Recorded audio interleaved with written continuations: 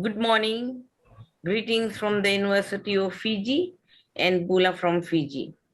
This is a collaborative presentation by my colleague Deep and I, Kamala, and the topic is the burden of history in post-colonial literature. The main argument in the paper is that for contemporary Indo-Fijians, the burden of history that they have inherited from indenture is the burden of interpretation. This presentation is concentrated on burden of history in relation to Fiji and would be incomplete without some discussion on the history of the Indian indentured laborers in Fiji. Slavery was abolished in the British Empire in 1833. After that date, Indians were recruited in various ways, usually foul, to work in the very plantations that the freed slaves had hastily left. The conditions of employment were stated on a form of agreement, girmit, in English, Hindi, and Urdu in North India, and in Tamil, Telugu, and Malayalam in the South. Girmit is a corrupt word for the English word agreement. A labor emigrating under the agreement or girmit was a girmitier. All girmitiers were not literate and disguised under voluntary recruitment. In reality, they were made to sign contracts, typically by affixing a thumb impression, and arrived in Fiji, crossing the dark, dreaded seas, the Kalapani, to the King Sugar Colony, Fiji. They cleared the Fiji jungle, made roads and tram lines for sugar transportation.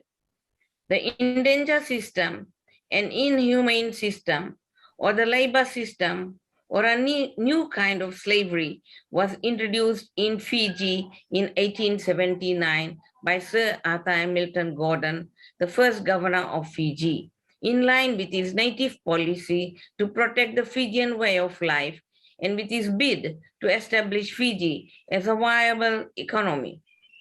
He believed that imported labor would protect the native population from the damaging effects of industrial agriculture.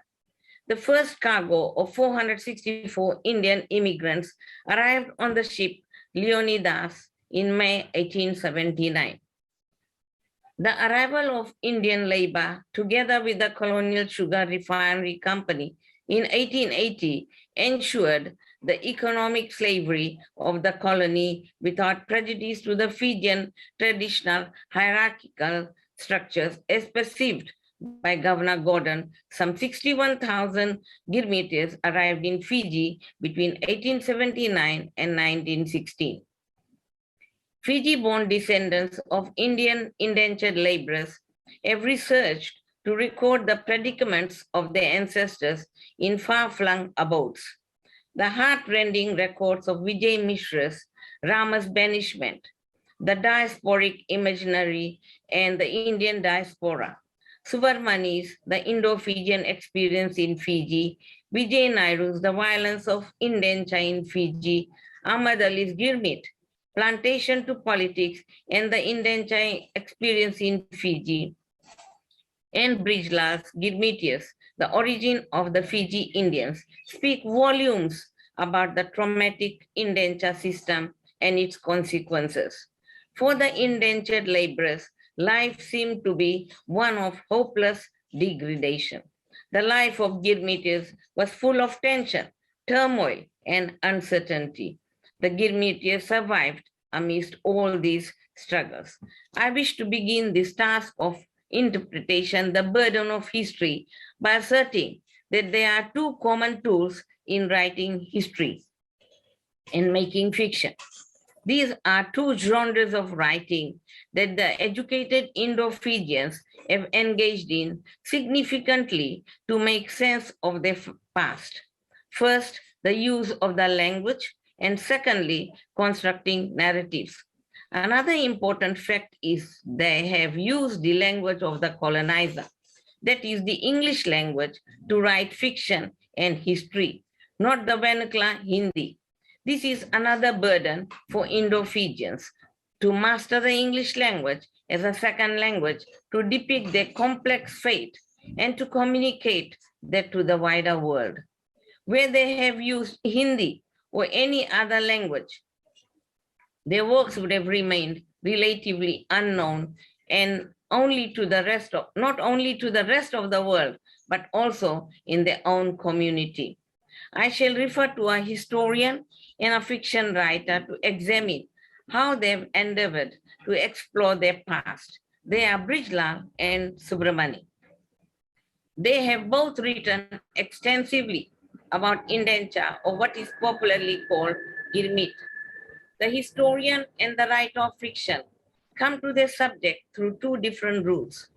The historian's quest is to be empirical and objective.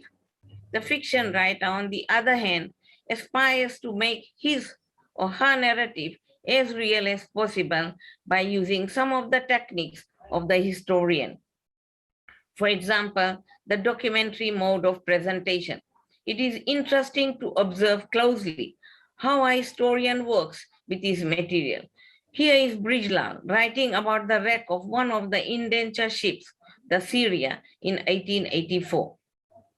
I quote, at 8:30 p.m. on Sunday, 11th May 1884, the Indian immigrant ship Syria was wrecked on the Nasalai Reef. By the time the ship wrecked, passengers were brought to safety. 56 immigrants and 3 Lascars, Indian seamen, had drowned. Brijlal uses a lot of documentary evidence from the archives to reconstruct the very early history of indenture. He comes to a very interesting conclusion at the end of his article, which was published by Subramani in his book, The Indo-Fijian Experience. I quote, the subsequent story of the surviving Syria immigrants cannot be told with certainty. However, from the available records, it appears that after 2 weeks of rest from the exhaustion suffered during the ordeal, the indentured laborers and their children were taken from the nuclear depot in Suva. So how can the subsequent story of the surviving Syria immigrants be told if there is uncertainty? Unquote. The historian turns to the poet Satendra Nandan to evoke that memory of that experience. I quote, oh, my father's fathers, what forgiveness is there for me? Oh, my children's children, listen to the voices from the Syria, drowning the silence of the sea. It is not surprising that historian has turned to writing fiction by experimenting with what is called faction, where fact and fiction come together. Thank you. Now Deep will continue from here to complete this presentation. Thank you. Thank you, Dr. Naiker, and greetings to you all. The history of indenture was from the beginning reported as a story of suffering and oppression. The writings of the only author who emerged from the indenture system, Lotaram Sanadhya, portrayed the suffering and oppression of the indentured system in Fiji.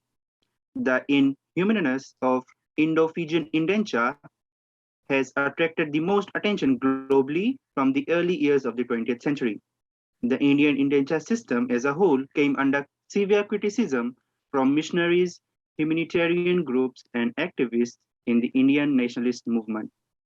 The activists C.F. Andrews and William Pearson caused furore in India, as did the earlier invaluable eyewitness accounts by the ex-Girmitia Totaram Sanadhya. In his book, My 21 Years in the Fiji Islands, Sanadhya, an Indian-born political activist, pundit, and social worker, wrote about his appalling experiences as a Girmitia. Their reports contributed to the abolition of the indenture system by Britain. The system was terminated in 1916, and in Fiji, the remaining contracts of indenture were cancelled on 1st January 1920. His accounts were used by nationalists in India to agitate for the abolition of the indenture system that involved Mahatma Gandhi. Ken Gillion's Fiji's Indian Migrants deals with the origins and background of the indentured Indians, their recruitments, conveyance, and employment, the regulation of the system in Fiji, and its eventual abolition. Fiji's Indian migrants remains one of the more enduring works of Pacific history. Shiv Prasad's Indentured Laborers, Oral History of Indentured Laborers, drew heavily on Gillion for contextualizing information. These were also posthumously published. The evocative turn northeast at the tombstone by Walter Gill is like Totaram Sanadhya, 21 years in the Fiji Islands. Hugh Tinka, who spoke fluent Hindi and was interested in Indian diaspora, visited all the major places of Indian habitation and documented his research in a new system of slavery. He argued that indenture was an unmitigated disaster for those caught in its coils.